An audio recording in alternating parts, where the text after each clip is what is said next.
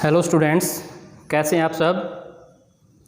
हम डिस्कस कर रहे थे रिटायरमेंट ऑफ ए पार्टनर, और रिटायरमेंट ऑफ ए पार्टनर के केस में हम at the time of retirement of A partner जो अकाउंटिंग प्रॉब्लम्स हमारे सामने आती हैं उनको डिस्कस कर रहे थे, और 5 जो अकाउंटिंग प्रॉब्लम हैं वो हम डिस्कस कर चुके हैं, जिनमें से पहली है calculation of new profit sharing ratio and gaining ratio, फिर अकाउंटिंग ट्रीटमेंट ऑफ गुडविल, फिर accounting treatment of revaluation of assets and liabilities, उसके बाद accounting treatment of reserves, accumulated profit and losses, और उसके बाद पेमेंट टू रिटायरिंग पार्टनर, और last जो हमारी अकाउंटिंग प्रॉब्लम है वो है adjustment of Capitals in new profit sharing ratio of remaining partners. तो इसको हम एक क्वेश्चन की हेल्प से समझते हैं। तो क्वेश्चन हमारे सामने है, बैलेंस शीट दी हुई है हमें 31 मार्च 2017 को ABC की, जिनकी प्रॉफिट शेयरिंग रेशियो उनकी कैपिटल में, उनकी कैपिटल है 18,000, 13,500 और 9,000। अगर हम यहाँ से निकालें तो प्रॉफिट शेयरिंग रेशियो आती है 4:3:2। तो एक बार नज़र डालते हैं बैलेंस शीट पे। लायबिलिटीज़ हैं sundry creditors 6,900, investment fluctuation reserve 7,500, capital हम बोल चुके हैं 18,000, 13,500, 9,000, असेट साइड कैसेट बैंक है 5,500, sundry debtors 5,000, less provision 100, 4,900, stock 8,000, investment 11,500, land and building 25,000, total है बोथ साइड 54,900। तो 1 अप्रैल 2017 को बी रिटायर होता है, और उसके टाइम पे हमें कुछ एडजस्टमेंट्स दी हुई हैं, जिनमें स्टॉक जो है 6% डेप्रिसिएट होता है, provision for doubtful dates maintain करना है 5% डेटर्स का, लैंड एंड बिल्डिंग एप्रिशिएट होती है 20% से, एक प्रोविज़न दिया है आउटस्टैंडिंग लीगल चार्जेस के लिए 770 रुपये, और इन्वेस्टमेंट जो हैं वो ब्रॉट डाउन टू 8,500 यानी कि 8,500 रुपये की रह जाती हैं।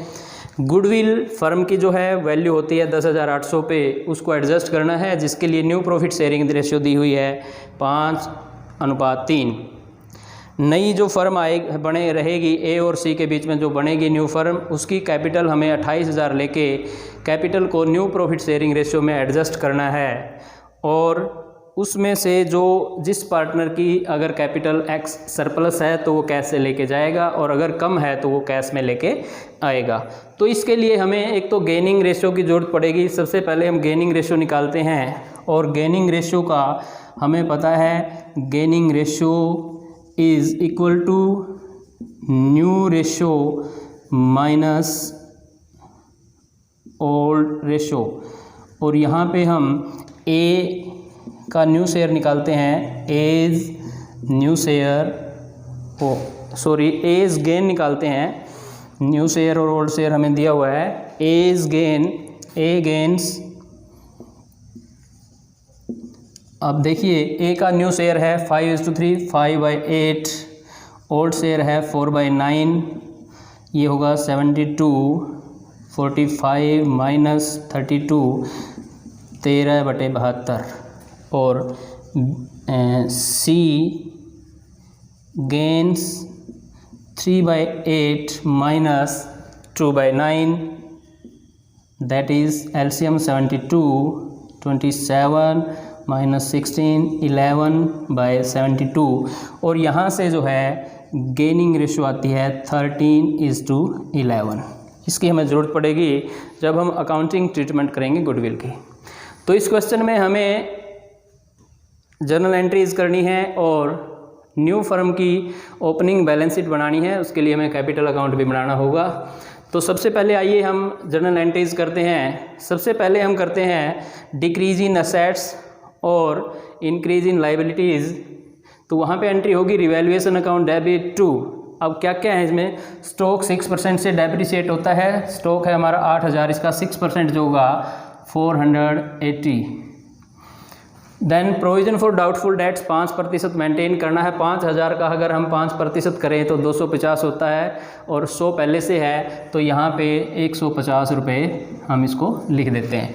उसके बाद हैं लीगल चार्जेस जो हमारे 770 रुपये हैं, 2 आउटस्टैंडिंग लीगल चार्जेस, यहाँ पे इसको हम लिख देंगे। अब इनका टोटल करते हैं, ये 0, 7 और 5 12 8 20, 2 9 10 और 4 14, 1400। तो कंप्लीट एंट्री होगी revaluation account debit 1400, to stock 480, to provision for doubtful debts 150, to outstanding legal charges 770 रुपये। उसके बाद हमें दिया हुआ है लैंड एंड बिल्डिंग जो है एप्रिसिएट होती है 20%, और लैंड एंड बिल्डिंग जो है हमारी 25,000 दी हुई है, और 25,000 का 20% अगर हम करें तो ये आता है 5,000। तो ये होगा land and building account debit 5,000 to revaluation 5,000। अब यहाँ पे एक बार हमने 1,400 रुपये से डेबिट किया है रिवैल्यूएशन और 5,000 से क्रेडिट किया है, तो यहाँ पे क्रेडिट हमारा 3,600 रुपये, 3,600 से ज़्यादा है, तो ये प्रॉफिट होगा और एंट्री होगी revaluation account debit 3,600 to A's capital, B's capital, C's capital. इसको ओल्ड रेशो में हमने ट्रांसफ़र करना है, तो ये होगा 9 चौक 36, 4 चौके 1600, 4 तिये 1200 और 4 दूनी 800। तो कंप्लीट एंट्री होगी revaluation account debit 3,600 to A's capital 1,600 to B's capital account 1,200 to C's capital account 800। और नरेशन लिखेंगे profit on revaluation transfer to capital account in old ratio. इसके बाद हमें गुडविल की ट्रीटमेंट करनी है। अब गुडविल देखते हैं, हमें दी हुई है 10,800। यहाँ से हमें रिटायरिंग पार्टनर का शेयर निकालना है और वो होगा 10,800 गुणा 3/9, 9 एकम 9, 9 दूनी 18, ये होगा 3,600 रुपये।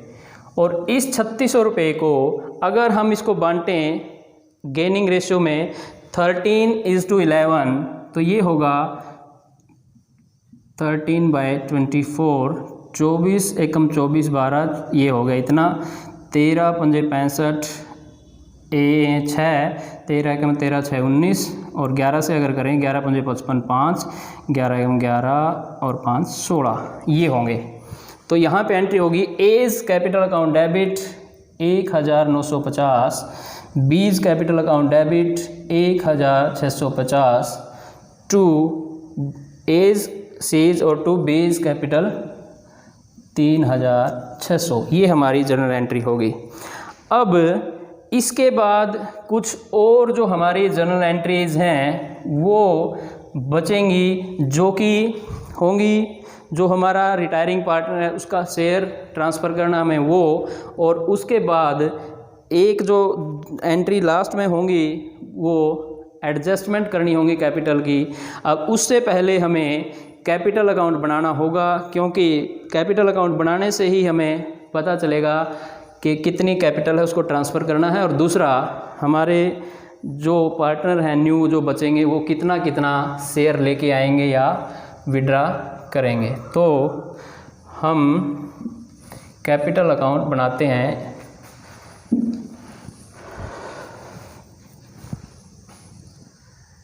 इसको आप एक बार नोट कर लीजिए, फिर मैं इसको रब करूँगा, फिर हम अकाउंट बनाएंगे, तो आप इसको या स्क्रीनशॉट ले लीजिए इसका। तो आइए हम कैपिटल अकाउंट बनाते हैं पार्टनर्स का और नई फर्म की बैलेंस शीट। तो सबसे पहले हम कैपिटल अकाउंट बनाएंगे, तो यहाँ लिखते हैं बाय बैलेंस बीडी, और यहाँ से हमें कैपिटल के बैलेंसेस 18,000, 13,500 और 9,000। इसके बाद यहाँ पे बाय प्रॉफिट ऑन रिवैल्यूएशन या रिवैल्यूएशन अकाउंट यहाँ पे करते हैं, तो 3,600 जो प्रॉफिट आया था वो हमें बांटा था और 800 रुपये में। इसके बाद by A's capital account, by C's capital account, और ये थे 1950 और 1650। और यहाँ पे हम इसकी एंट्री करेंगे जो गुडविल की टू बीज कैपिटल, और ये टोटल जो है ये है 3,600 रुपये जो इसको ए के उसमें लिखेंगे हम 1950 और सी के उसमें लिख देंगे इसको 1650 रुपये। इसके बाद अब हमें गुडविल की कर दी, प्रॉफिट कर दिया, और आइटम देखते हैं। इसके बाद एक इन्वेस्टमेंट फ्लक्चुएशन रिजर्व, इसकी एंट्री करना हमसे छूट गया। तो इन्वेस्टमेंट फ्लक्चुएशन रिजर्व, यहाँ पे देखिए इन्वेस्टमेंट में डिक्रीज़ है, 3000 का 8500 रुपये दे रखा इन्वेस्टमेंट रह जाती हैं। तो ये वो केस है जब फॉल है वो रिज़र्व से कम है। तो यहाँ पे हम एंट्री करेंगे investment fluctuation reserve account debit 7500 to investments 3000 to A's capital account to B's capital account to C's capital account. और ये 4500 को अगर हम ट्रांसफ़र करते हैं तो 9 से डिवाइड 500 ये होगा 2000 और 9 500 तो ये 1500 और 500 दूनी 1000। ये हमारी एंट्री हो जाएगी। और यहाँ पे लिखते हैं बाय इन्वेस्टमेंट फ्लक्चुएशन रिज़र्व 2000, 1500 और 1000 रुपये। अब इसके अलावा हमें और कोई इन्फॉर्मेशन नहीं है, तो एक बार हम इसको बैलेंस करते हैं यहाँ पे। अब देखना ये होगा 10,800, 9 5 और 5 10 1 6 12 9 21 और 2 23 और 5 28 2 3 4 5 6 13 और 6 19,800। और ये होगा 6 2 और 1 3 और 18 और 3 21,600। इसको हम यहाँ पे लिख देते हैं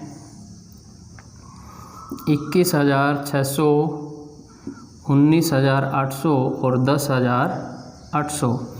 अब यहाँ पे जो रिटायरिंग पार्टनर है उसका तो यहाँ पे कर देंगे टू बीज लोन अकाउंट 19,800 रुपये ये हो गया, उसके लोन में ट्रांसफ़र हो गए। बाकी के लिए टू बैलेंस सी डी, और इसको लिखते हैं हम, ये बनेगा देखो 0 5 और 5 10 1 10 और 6 16 1 और 1 2 ये होगा 19,650।